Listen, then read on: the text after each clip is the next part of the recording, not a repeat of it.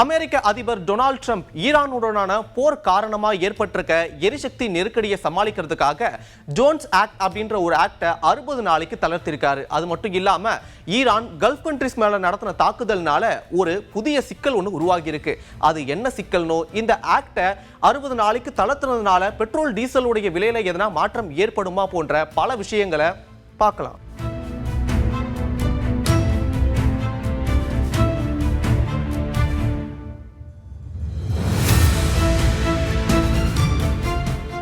Iran மற்றும் America Israel இடையிலான இந்த போர் 20வது நாட்களை எட்டியிருக்கு. நாளுக்கு நாள் தீவிரமடைஞ்சிட்டு இருக்க இந்த போர் எப்ப முடிவுக்கு வரும்னு சொல்லிட்டு உலக நாடுகள் எதிர்பார்த்துட்டு இருக்காங்க. ஏற்கனவே ஸ்ட்ரெய்ட் ஆஃப் ஹார்முஸ் பகுதியை ஈரான் முடக்குறதுனால கப்பல் போக்குவரத்து பாதிக்கப்பட்டு கச்சா எண்ணெய் விநியோகம் அப்படின்றது முழுமையா கட்டாயிட்டதால பல்வேறு நாடுகள் இதனால பாதிக்கப்பட்டாங்க.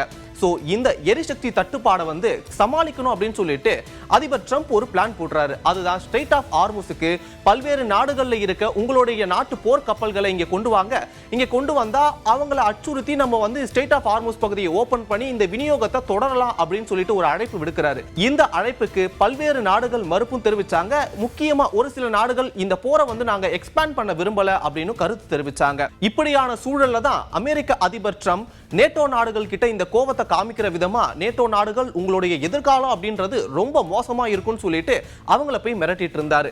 சோ அமெரிக்க அதிபர் ட்ரம்போடைய இந்த பிளான் சொதப்பினதுக்கு அப்புறம் அவரு இரண்டாவதா கையில எடுத்திருக்க பிளான் தான் இந்த ஜோன்ஸ் ஆக்ட். இந்த ஜோன்ஸ் ஆக்ட் அப்படின்றத மெர்ச்சன்ட் மெரைன் ஆக்ட் 1920 சொல்றாங்க. இது மூலமா அமெரிக்க துறைமுகத்துல இப்போ ஒரு கப்பல் அமெரிக்க கப்பல் ஏற்றுமதியாகி கிளம்புதுன்னா அந்த கப்பல் அமெரிக்கர்களால தயாரிக்கப்பட்டதாகவும் அமெரிக்க கொடி பொருத்திய அமெரிக்கர்களால இயக்கப்படக்கூடிய ஒரு கப்பலா இருக்கணும்னு சொல்லிட்டு இந்த ஆக்ட் கட்டாயப்படுத்துது. இப்போ இந்த ஆக்ட தான் 60 நாளைக்கு அமெரிக்காவுடைய ட்ரம்ப் நிர்வாகம் தளர்த்திருக்காங்க. இந்த ஆக்ட தளர்த்தினதுக்கான முக்கிய நோக்கம் என்னன்னா, எரிசக்தி விநியோக சங்கிலியில ஏற்பட்டிருக்க தடங்கள்னால அதிகரித்து வரும் பெட்ரோல் டீசலுடைய விலையை கட்டுப்படுத்துறது தான் இதோடைய முக்கிய நோக்கமா இருக்கு. அது மட்டும் இல்லாம அமெரிக்காவுடைய துறைமுகத்துல இப்போ எந்த நாட்டுடைய கப்பல் வேணாலும் போய் அவங்களுக்கு தேவையான எரிபொருளை ஏற்றுமதி பண்ணி அவங்க நாடுகளுக்கு இறக்குமதி பண்றது மூலமா இந்த விநியோகம் அப்படின்றது இன்னும் ஸ்பீட் ஆகும்னு சொல்றாங்க. அது மட்டும் இல்லாம ராணுவ நடவடிக்கைகளுக்கு இடையூறு விளைவிக்கிற இந்த தட்டுப்பாட்டை போக்கி தேசிய பாதுகாப்பை உறுதி பண்றதுக்காக தான் இந்த விலக்கு அளிக்கப்பட்டிருக்கிறதா ஒயிட் ஹவுஸ் தெரிவிச்சிருக்காங்க. அதே மாதிரி இப்ப பல்வேறு நாடுகள் அவங்களுக்கு தேவையான அத்தியாவசிய பொருட்கள் மட்டும் இல்லாம எரிபொருட்களையும் அங்கிருந்து அதாவது அமெரிக்கா கிட்ட போய் வாங்குறது மூலமா அமெரிக்காவுடைய வருவாய் அப்படின்றது பெருகும் அப்படின்றது இதுல ஒரு முக்கிய விஷயமா பார்க்கப்படுது. சரி, இதனால பெட்ரோல் டீசல் விலையில எதனா மாற்றம் ஏற்படுமா அப்படின்னு கேட்டீங்கன்னா பெரிய அளவுல எந்த ஒரு மாற்றமும் ஏற்படாது. இப்ப இருக்கிற ரேட்ல இருந்து இன்னும் கச்சா எண்ணெயோட ரேட் அதிகரிக்காம இருக்கவும் இதே ரேட்ல ஸ்டேபிளா வச்சுக்கவும் தான் இந்த ஒரு தளர்வானது உதவும்னு சொல்றாங்க.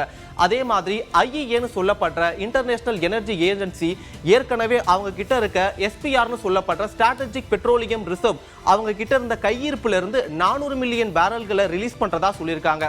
இதுல அமெரிக்காவுடைய 172 மில்லியன் பேரல்கள் இருக்கிறது குறிப்பிடத்தக்கது. இன்னும் சிம்பிளா சொல்லணும்னா பெட்ரோல் டீசலுடைய விலை குறையலனாலும் அதுக்கான தட்டுப்பாடு ஏற்படாமோ இதுக்கப்புறம் இந்த தொடர்ந்து அதிகரிச்சுட்டே வந்துட்டு இருக்குல்ல, அதை தடுக்கவும் இந்த தளர்வானது உதவும்னு சொல்றாங்க. இது இந்தியாவுக்கு லாபமா கேட்டீங்கன்னா ஒரு வகையில லாபம் தான். கச்சா எண்ணெயுடைய விலை ஒவ்வொரு $10 அதிகரிக்க அதிகரிக்க இந்தியாவுடைய கச்சா எண்ணெய் இறக்குமதி விலை அப்படின்றது அதிகரிக்கும். ஸோ அந்நிய செலவாணி நம்ம கிட்ட இருந்து அதிகரிக்கும் போது இந்த எரிபொருள் விலையுடைய விலையேற்றம்லாம் இன்னும் அதிகரிக்க, அத்தியாவசிய பொருட்களுடைய விலையும் அதிகரிக்கும். ஸோ இதனால மக்கள் தான் அதிக பாதிக்கப்படுவாங்களே. மற்ற நாடுகளை கம்பேர் பண்ணும்போது இந்தியா அந்த அளவுல பெரிய அளவுல எந்த ஒரு பாதிப்பும் இல்லாம இருக்கு அப்படின்றது தான் நிதர்சனமான உண்மை. அமெரிக்கா, இஸ்ரேல் மற்றும் ஈரான் இடையிலான இந்த தாக்குதல் நாளுக்கு நாள் தீவிரமடைஞ்சிட்டு வந்துட்டு இருக்கு. குறிப்பா இஸ்ரேல் ஈரானுடைய முக்கிய அதிகாரிகளையும் முக்கிய அமைச்சர்களையும் தேடி தேடி கொண்டுகிட்டு வராங்க.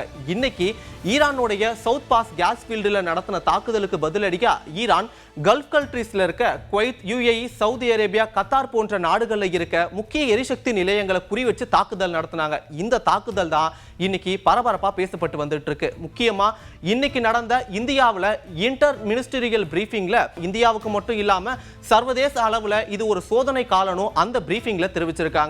அது மட்டும் இல்லாம இந்தியா தரப்புல இருந்து வெளியிடப்பட்ட அறிக்கையில ஈரானுடைய இந்த தாக்குதலானதை ஏற்றுக்கொள்ள முடியாது அப்படின்னு சொல்லியிருக்காங்க. இந்தியாவுடைய இறக்குமதியிலிருந்து முக்கிய பங்கு வகிக்கிற இந்த கல்ஃப் கண்ட்ரீஸ்ல கத்தாரும் ஒரு முக்கிய நாடு. இந்த கத்தார்ல இருந்து தான் இந்தியாவுக்கு பல்வேறு சதவிகித எரிபொருட்கள் இறக்குமதி ஆகிட்டு இருக்கு. இப்படியான சூழ்நிலையில இந்த தாக்குதல் குறித்து இந்தியா வெளிப்படையா பேசியிருக்கிறது எல்லாராலும் கவனிக்கப்பட்டு வந்துகிட்டு இருக்கு. இதை பத்தி நீங்க என்ன நினைக்கிறீங்க அப்படின்றத கீழே கமெண்ட் பண்ணுங்க.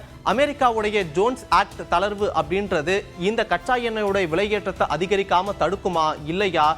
முக்கியமா இப்ப கல்ஃப் கண்ட்ரீஸ்ல நடந்திருக்க இந்த தாக்குதல் இந்தியாவில் எதனா பாதிப்பு ஏற்படுத்துமா? இதனால பெட்ரோல் டீசல் விலை உயரக்கூடிய அபாயம் இருக்குமா இல்லையான்னு சொல்லிட்டு கீழே கமெண்ட் பண்ணுங்க. சோ இதே மாதிரி வேற ஒரு வீடியோல சந்திக்கிறேன். Bye from Vignesh Vicky.